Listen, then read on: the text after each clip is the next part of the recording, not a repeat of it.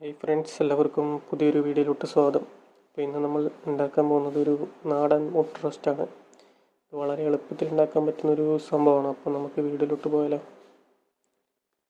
ആവശ്യമായ സാധനങ്ങൾ: medium size ഉള്ളി നീളത്തിലരിഞ്ഞത്, 3 തക്കാളി ചെറുതായി അരിഞ്ഞത്, 2 പച്ചമുളക് ചെറുതായി അരിഞ്ഞത്, ആവശ്യത്തിന് ഇഞ്ചി വെളുത്തുള്ളി ചെറുതായി അരിഞ്ഞത്, കറിവേപ്പില ആവശ്യത്തിന്.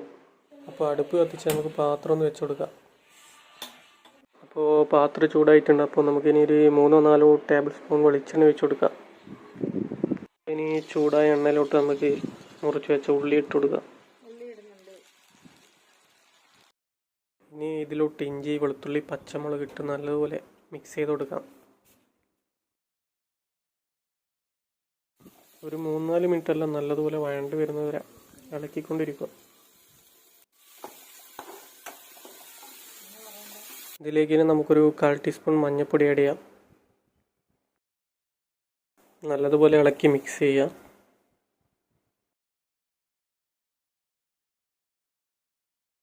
ഇനി ഇതിലേക്കൊരു 1/4 ടീസ്പൂൺ മുളക് പൊടി ആഡ് ചെയ്യാം.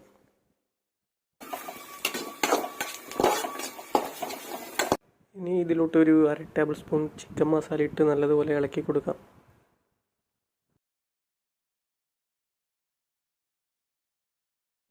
ഇതിലോട്ട് ഇനി കുറച്ച് പെരിഞ്ചീരകം ആഡ് ചെയ്ത് കൊടുക്കാം. കുറച്ച് ഗരം മസാല പൊടി കൂടി ആഡ് ചെയ്യാം.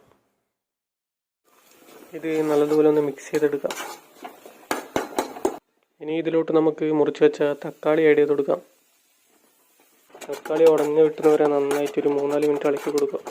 ഇനി ഇതിലോട്ട് കുറച്ച് കുരുമുളക് ഇടാം. ക്രഷ് ചെയ്യേണ്ട ആവശ്യമൊന്നുമില്ല, അതുപോലെ ഇട്ടാൽ മതി. ഇനി ഇതിലേക്ക് പാകത്തിനുള്ള ഉപ്പ് ആഡ് ചെയ്ത് കൊടുക്കാം. ആവശ്യത്തിനുള്ള കറിവേപ്പില ആഡ് ചെയ്ത് കൊടുക്കാം.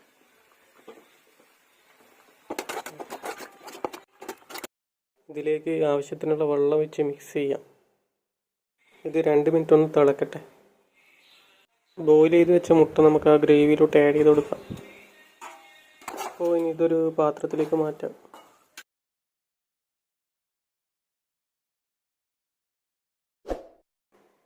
അപ്പോൾ നമ്മൾ ആവി പറക്കുന്ന മുട്ട റോസ്റ്റ് ഇവിടെ റെഡി ആയിട്ടുണ്ട്.